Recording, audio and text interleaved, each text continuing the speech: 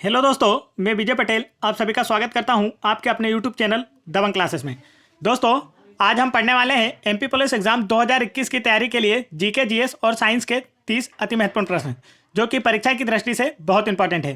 तो चलिए शुरू करते हैं, देखते हैं। लेकिन यदि आपने अभी तक मेरे चैनल को सब्सक्राइब नहीं किया है तो आप मेरे चैनल को सब्सक्राइब कर लें और बेल आइकन के बटन भी जरूर दबा लें और इस वीडियो को भी एक लाइक जरूर कर दें।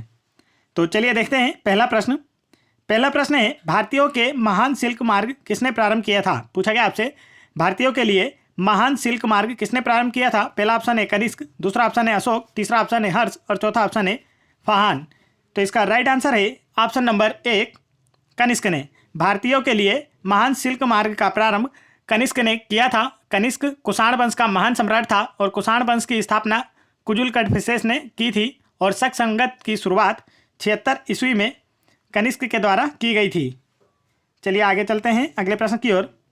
अगला प्रश्न हमारा प्रश्न क्रमांक 2, बारावती स्टेडियम कहाँ स्थित है? पूछा गया आपसे, बारावती स्टेडियम कहाँ स्थित है? पहला ऑप्शन है मुंबई, दूसरा ऑप्शन है बेंगलोर, तीसरा ऑप्शन है कटक और चौथा ऑप्शन है जमशेदपुर। तो इसका राइट आंसर है ऑप्शन नंबर 3 कटक में। बारावती स्टेडियम कटक में स्थित है तथा भारत का केंद्रीय चावल अनुसंधान केंद्र भी कटक में स्थित है। आगे चलते हैं। अगला प्रश्न है हमारा प्रश्न क्रमांक 3, भारतीय लाख अनुसंधान केंद्र कहाँ स्थित है? पूछा गया आपसे, भारतीय लाख अनुसंधान केंद्र कहाँ स्थित है? पहला ऑप्शन है नई दिल्ली, दूसरा ऑप्शन है रांची, तीसरा ऑप्शन है जोरहट और चौथा ऑप्शन है शिमला। तो इसका राइट आंसर है ऑप्शन नंबर 2 रांची में। भारतीय लाख अनुसंधान केंद्र रांची में स्थित है और रांची भारतीय राज्य झारखंड की राजधानी है। झारखंड के सीएम है हेमंत सोरेन और झारखंड की गवर्नर हैं द्रौपदी मुर्मू। आगे चलते हैं अगले प्रश्न की ओर। अगला प्रश्न है हमारा प्रश्न क्रमांक 4, चेत्रा भूमि निम्न में से किसका समाधि स्थल है? आपसे पूछा गया है, चेत्रा भूमि निम्न में से किसका समाधि स्थल है? पहला ऑप्शन है राजीव गांधी, दूसरा ऑप्शन है महात्मा गांधी, तीसरा ऑप्शन है गुलजारी लाल नंदा और चौथा ऑप्शन है BR अम्बेडकर। तो इसका राइट आंसर है ऑप्शन नंबर 4 BR अम्बेडकर का। चेत्रा भूमि BR अम्बेडकर अर्थात भीमराव अम्बेडकर की समाधि स्थल है और भीमराव अम्बेडकर को ही भारतीय संविधान का जनक कहा जाता है। इन्होंने संविधान की आत्मा प्रस्तावना को कहा है। चलिए आगे चलते हैं अगले प्रश्न की ओर।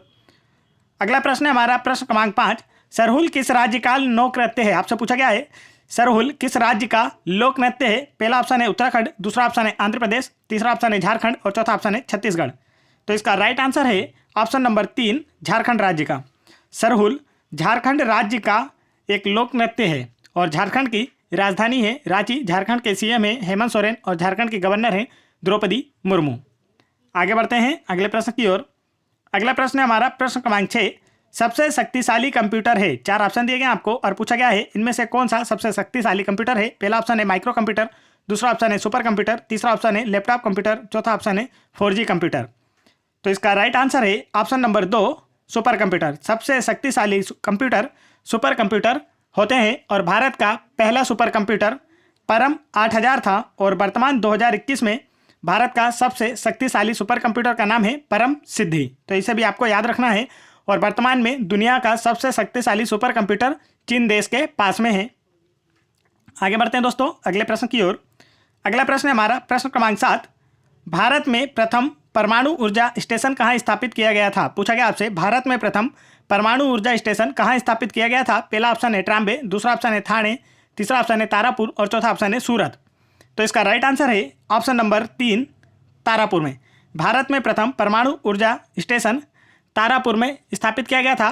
तारापुर महाराष्ट्र राज्य में स्थित है। महाराष्ट्र की राजधानी है मुंबई। महाराष्ट्र की सीएम है उद्धव ठाकरे और महाराष्ट्र के गवर्नर हैं भगत सिंह कोश्यारी और उद्धव ठाकरे जी शिवसेना से हैं। चलिए आगे चलते हैं अगले प्रश्न की ओर। अगला प्रश्न है हमारा प्रश्न क्रमांक 8, भारत का स्थायी अनुसंधान केंद्र दक्षिण गंगोत्री कहाँ स्थित है? पूछा गया आपसे, भारत का स्थायी अनुसंधान केंद्र दक्षिण गंगोत्री कहाँ स्थित है? पहला ऑप्शन है विशाल हिमालय, दूसरा ऑप्शन है हिंद महासागर, तीसरा ऑप्शन है अंटार्कटिका और चौथा ऑप्शन है अरब सागर। तो इसका राइट आंसर है ऑप्शन नंबर 3 अंटार्कटिका में। भारत का स्थायी अनुसंधान केंद्र दक्षिण गंगोत्री अंटार्कटिका में स्थित है। आगे चलते हैं और अंटार्कटिका को श्वेत महाद्वीप भी कहा जाता है, इसे भी आपको याद रखना है। अगला प्रश्न है हमारा प्रश्न क्रमांक 9, कौन सा नृत्य केरल में प्रसिद्ध है? पूछा गया आपसे, कौन सा नृत्य केरल में प्रसिद्ध है?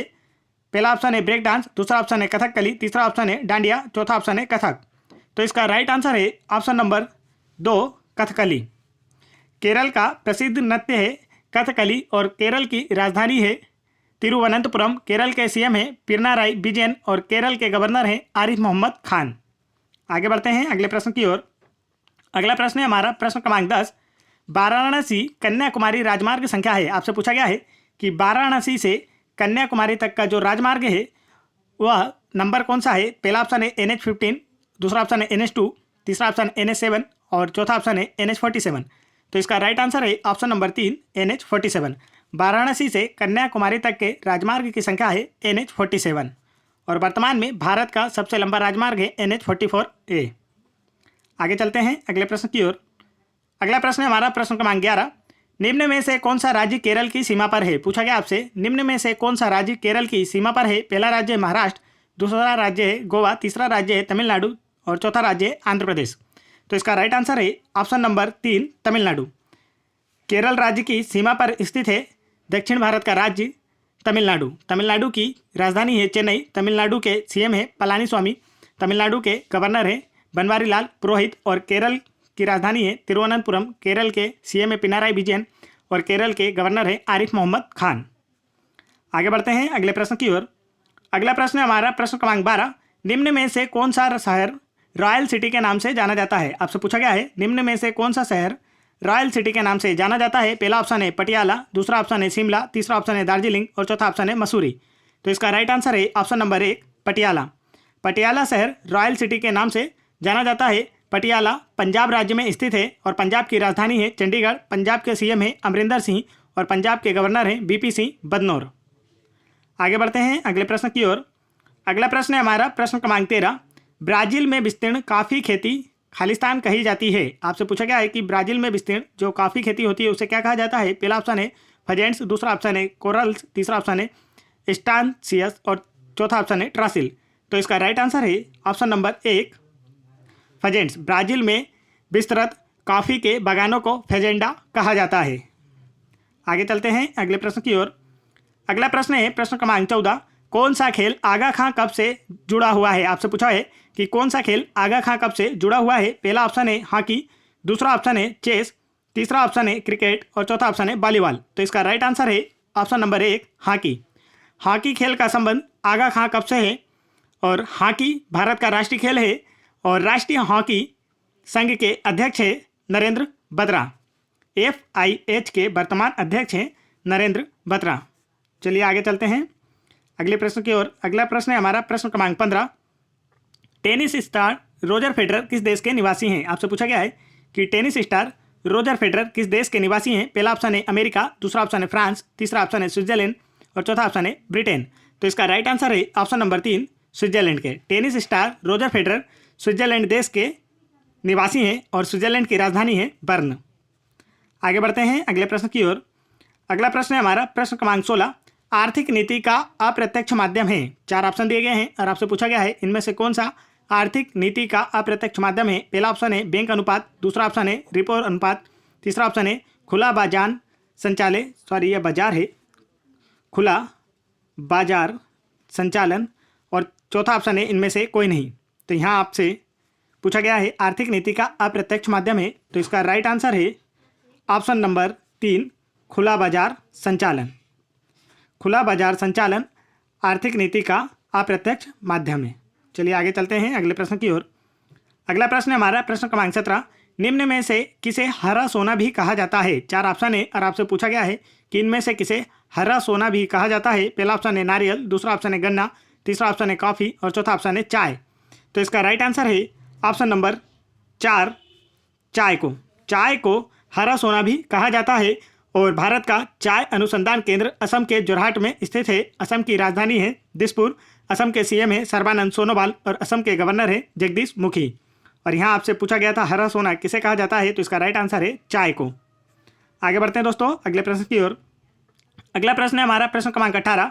भारतीय स्टेट बैंक के वर्तमान अध्यक्ष कौन है। पूछा गया आपसे भारतीय स्टेट बैंक के वर्तमान अध्यक्ष कौन है। पहला ऑप्शन है अरुंधति भट्टाचार्य, दूसरा ऑप्शन है MS राघवन, तीसरा ऑप्शन है दिनेश कुमार खारा और चौथा ऑप्शन है शक्तिकांत दास। तो इसका राइट आंसर है ऑप्शन नंबर 3 दिनेश कुमार खारा। वर्तमान 2021 में एसबीआई के अध्यक्ष हैं दिनेश कुमार खारा और आरबीआई के अध्यक्ष हैं शक्तिकांत दास। तो यहाँ आपसे एसबीआई के बारे में पूछा गया है, तो इसका राइट आंसर है ऑप्शन नंबर 3 दिनेश कुमार खारा वर्तमान में भारतीय स्टेट बैंक अर्थात एसबीआई के अध्यक्ष हैं। आगे चलते हैं अगले प्रश्न की ओर। अगला प्रश्न हमारा प्रश्न क्रमांक 19, प्रसिद्ध बॉलीवुड फिल्म शोले के निर्देशक कौन है? पूछा गया आपसे प्रसिद्ध बॉलीवुड फिल्म शोले के निर्देशक कौन है? पहला ऑप्शन है रमेश सिप्पी, दूसरा ऑप्शन है राम गोपाल वर्मा, तीसरा ऑप्शन है यश चोपड़ा और चौथा ऑप्शन है करण जौहर। तो इसका राइट आंसर है option number 1 Ramesh Sippy. Ramesh Sippy Bollywood film Sholay के निर्देशक थे और शोले मूवी के मुख्य किरदार में महानायक अमिताभ बच्चन, धर्मेंद्र और अभिनेत्री हेमा मालिनी थीं। चलिए आगे बढ़ते हैं अगले प्रश्न की ओर। अगला प्रश्न हमारा प्रश्न क्रमांक 20, कौन से भारतीय सैनिक प्रतीक के रूप में ये दिल मांगे मोर नारे का प्रयोग करने के लिए जाने जाते हैं? आपसे पूछा गया है कौन से भारतीय सैनिक प्रतीक के रूप में ये दिल मांगे मोर नारे का प्रयोग करने के लिए जाने जाते हैं? पहला ऑप्शन है लांस नायक हनुमान टप्पा, दूसरा ऑप्शन है सेम मानेकशॉ, तीसरा ऑप्शन है कप्तान विक्रम बत्रा और चौथा ऑप्शन है एफ.एम. करियप्पा। तो इसका राइट आंसर है ऑप्शन नंबर 3 विक्रम बत्रा। कप्तान विक्रम बत्रा दिल मांगे मोर नारे के प्रयोग के लिए जाने जाते हैं और विक्रम बत्रा कारगिल युद्ध में महत्वपूर्ण भूमिका निभाते हुए शहीद हुए थे और इन्हें मरणोपरांत परमवीर चक्र से सम्मानित किया गया था। आगे चलते हैं अगले प्रश्न की ओर। दोस्तों, यदि आप लोगों को वीडियो पसंद आ रहा हो तो वीडियो को एक लाइक जरूर कर दें और यदि आप लोगों को MP police exam 2016, 2017, MP police practice set और एनटीपीसी एग्जाम 2016, 2017, 2021 एवं अन्य सभी एग्जाम्स के प्रीवियस ईयर्स पेपरों के जीके, जीएस और साइंस के क्वेश्चंस के वीडियो देखना है तो आप मेरे चैनल की प्लेलिस्ट में जाकर देख सकते हैं और आप इन सभी वीडियो की पीडीएफ फाइल फ्री में टेलीग्राम चैनल ज्वाइन करके वहां से डाउनलोड कर सकते हैं, जिनकी लिंक मैंने वीडियो के डिस्क्रिप्शन में दे रखी है। तो आप वहां से टेलीग्राम चैनल ज्वाइन कर सकते हैं। तो चलिए आगे बढ़ते हैं अगले प्रश्न की ओर। अगला प्रश्न है हमारा प्रश्न क्रमांक 21, साइबर स्पेस शब्द किससे निर्मित है? पूछा गया आपसे साइबर स्पेस शब्द किसने निर्मित किया? पहला ऑप्शन है लेरी पेज, दूसरा ऑप्शन है बिल गेट्स, तीसरा ऑप्शन है विलियम गिब्सन और चौथा ऑप्शन है स्टीव जॉब्स। तो यहाँ आपसे पूछा गया है साइबर स्पेस जो शब्द होता है इसे किसने निर्मित किया है? तो इसका राइट आंसर है ऑप्शन नंबर 3 विलियम गिब्सन ने। साइबर स्पेस शब्द का निर्माण विलियम गिब्सन ने किया था और इन्हें साइबर फिक्शन के रूप में भी जाना जाता है। आगे चलते हैं अगले प्रश्न की ओर। अगला प्रश्न है हमारा प्रश्न क्रमांक 22, निम्न पाकिस्तान के राष्ट्रपति में से किसने मिल्खा सिंह को फ्लाइंग सिख कहा था? 4 ऑप्शन दिए गए हैं और आपको बताना है इनमें से पाकिस्तान के किस राष्ट्रपति ने मिल्खा सिंह को फ्लाइंग सिख कहा था। तो पहला ऑप्शन है अयूब खान, दूसरा ऑप्शन है याहा खान, तीसरा ऑप्शन है परवेज मुशर्रफ और चौथा ऑप्शन है बेनजीर भुट्टो। तो इसका राइट आंसर है ऑप्शन नंबर 1 अयूब खान। अयूब खान जो कि पाकिस्तान के राष्ट्रपति थे, इन्होंने भारतीय एथलीट मिल्खा सिंह को फ्लाइंग सिख की उपाधि दी थी। और पाकिस्तान की राजधानी है इस्लामाबाद। वर्तमान में पाकिस्तान के प्राइम मिनिस्टर हैं इमरान खान और वर्तमान में पाकिस्तान के राष्ट्रपति हैं आरिफ अलवी। चलिए आगे बढ़ते हैं अगले प्रश्न की ओर। अगला प्रश्न है हमारा प्रश्न क्रमांक 23, भारतीय राष्ट्रगान की आधिकारिक गायन अवधि कितनी है? पूछा गया आपसे भारतीय राष्ट्रगान की आधिकारिक गायन अवधि कितनी है? पहला ऑप्शन है 1 मिनट 2 सेकंड, दूसरा ऑप्शन है 52 सेकंड, तीसरा ऑप्शन है 1 मिनट और चौथा ऑप्शन है 48 सेकंड। तो इसका राइट आंसर है ऑप्शन नंबर 2 52 सेकंड। भारतीय राष्ट्रगान की आधिकारिक अवधि है 52 सेकंड और भारतीय राष्ट्रगान की रचना की थी रविन्द्रनाथ टैगोर ने। और संविधान सभा के द्वारा राष्ट्रगान को 24 जनवरी 1950 को अपनाया गया था। आपको ये डेट भी याद रखना है। संविधान सभा द्वारा जनगण मन को राष्ट्रीय गान के रूप में 24 जनवरी 1950 को अपनाया गया था और इसकी रचना की है रविन्द्रनाथ टैगोर ने। आगे बढ़ते हैं अगले प्रश्न की ओर।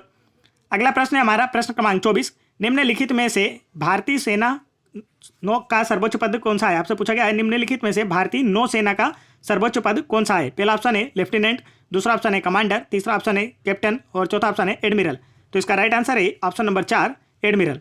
भारतीय नौसेना का सर्वोच्च पद होता है एडमिरल और वर्तमान में नौसेना के अध्यक्ष हैं एडमिरल करमबीर सिंह। आगे बढ़ते हैं अगले प्रश्न की ओर। अगला प्रश्न है हमारा प्रश्न क्रमांक 25, आज तक कितनी महिला भारत की प्रधानमंत्री रही हैं? पूछा गया आपसे आज तक कितनी महिला भारत की प्रधानमंत्री रही हैं? पहला ऑप्शन है 2, दूसरा ऑप्शन है 3, तीसरा ऑप्शन है 1 और चौथा ऑप्शन है इनमें से कोई नहीं। तो इसका राइट आंसर है ऑप्शन नंबर 3 1। आज तक सिर्फ इंदिरा गांधी ही भारत की ऐसी महिला हैं जो कि प्रधानमंत्री पद पर रही हैं। आगे बढ़ते हैं अगले प्रश्न की ओर। अगला प्रश्न है हमारा प्रश्न क्रमांक 26, भारत के लौह पुरुष के रूप में कौन जाना जाता है? पूछा गया आपसे, भारत के लौह पुरुष के रूप में कौन जाना जाता है? पहला ऑप्शन है सरदार वल्लभ भाई पटेल, दूसरा ऑप्शन है पीवी नरसिम्हा, तीसरा ऑप्शन है मोरारजी देसाई और चौथा ऑप्शन है अटल बिहारी वाजपेयी।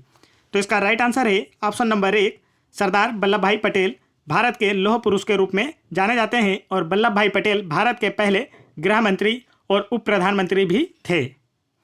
आगे बढ़ते हैं अगले प्रश्न की ओर। अगला प्रश्न है प्रश्न क्रमांक 27।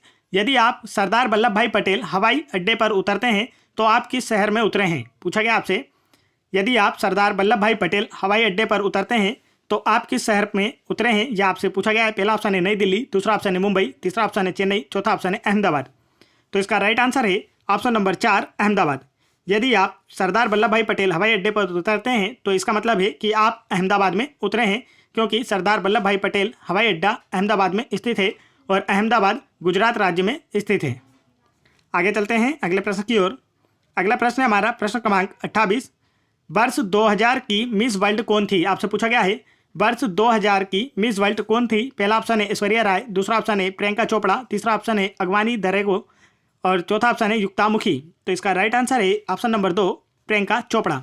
वर्ष 2000 की मिस वर्ल्ड थी प्रियंका चोपड़ा और प्रियंका चोपड़ा एक भारतीय अभिनेत्री हैं और वर्ष 2020 में यह प्रतियोगिता का आयोजन नहीं किया गया है कोविड-19 के कारण। और वर्ष 2019 की मिस वर्ल्ड थी जमैका की टोनी एनसी। इनका नाम आपको याद रखना है क्योंकि 2020 में यह प्रतियोगिता अभी तक नहीं हुई है। तो 2019 की मिस वर्ल्ड थी जमैका की टोनी एनसी और 2000 में मिस वर्ल्ड का खिताब जीती थी प्रियंका चोपड़ा ने। आगे बढ़ते हैं अगले प्रश्न की ओर। अगला प्रश्न है हमारा प्रश्न क्रमांक 29। ब्रिटेन की दूसरी महिला प्रधानमंत्री बनने वाली महिला कौन थी? आपसे पूछा गया है ब्रिटेन की दूसरी महिला प्रधानमंत्री बनने वाली महिला कौन थी? पहला ऑप्शन है थेरेसा मे, दूसरा ऑप्शन है निकोला स्टर्जियन, तीसरा ऑप्शन है हैरिट हर्मैन और चौथा ऑप्शन है एंजेलिया ईगल। तो इसका राइट आंसर है option number 1, Theresa May. Britain की दूसरी महिला प्रधानमंत्री बनने वाली महिला थी थेरेसा मे और मार्गरेट थ्रेचर ऐसी महिला थी ब्रिटेन की जो कि यहाँ की पहली प्रधानमंत्री बनी थी। तो दूसरी हैं थेरेसा मे और पहली थी मार्गरेट थ्रेचर। आगे बढ़ते हैं अगले प्रश्न की ओर। अगला प्रश्न है हमारा प्रश्न क्रमांक 30। विश्व जल दिवस हर वर्ष कब मनाया जाता है? आपसे पूछा गया है विश्व जल दिवस हर वर्ष कब मनाया जाता है? पहला ऑप्शन है मार्च 22 को, दूसरा ऑप्शन है 10 मार्च को, तीसरा ऑप्शन है 12 मार्च को और चौथा ऑप्शन है 22 मार्च को। तो इसका राइट आंसर है ऑप्शन नंबर 4, 22 मार्च को। विश्व जल दिवस प्रत्येक वर्ष 22 मार्च को मनाया जाता है और वर्ष 2020 में विश्व जल दिवस की थीम थी जल और जलवायु परिवर्तन। थीम थी जल और जलवायु परिवर्तन और इस थीम के साथ 22 मार्च को जल दिवस मनाया गया था। आगे बढ़ते हैं दोस्तों यहाँ पर मैंने आप लोगों के लिए एक क्विज़ रखी है जिसका आंसर आप लोगों को मुझे कमेंट करके बताना है। तो क्विज़ का जो प्रश्न है हम वो पढ़ लेते हैं। भारत की प्रथम सफ़ेद बाघ सफारी भारत के किस राज्य में खुली है? आपसे पूछा गया है भारत की प्रथम सफ़ेद बाघ सफारी भारत के किस राज्य में खुली है? पहला ऑप्शन है उत्तर प्रदेश, दूसरा ऑप्शन है पश्चिम बंगाल, तीसरा ऑप्शन है तमिलनाडु और चौथा ऑप्शन है मध्य प्रदेश। तो इसका आंसर आप लोगों को मुझे कमेंट करके बताना है। चलिए तो दोस्तों आप लोगों को मेरा ये वीडियो कैसा लगा? वीडियो पसंद आया हो तो वीडियो को एक लाइक जरूर कर दें और मेरे चैनल को भी सब्सक्राइब जरूर कर लें ताकि ऐसे इंपॉर्टेंट एजुकेशनल वीडियो के नोटिफिकेशन आप तक आसानी से पहुंचते रहें। और यदि आप लोगों को MP पुलिस एग्जाम 2016, 2017 और MP पुलिस एग्जाम 2021 की प्रिपरेशन के लिए प्रैक्टिस सेट लगाना हो तो जिसके वीडियो मैं रोज़ अपलोड करता हूं तो आप वहां उस वीडियो को देखकर अपनी तैयारी को चेक कर सकते हैं। तो आप लोगों को मेरा वीडियो कैसा लगा मुझे कमेंट करके ज़रूर बताएं। थैंक यू दोस्तों।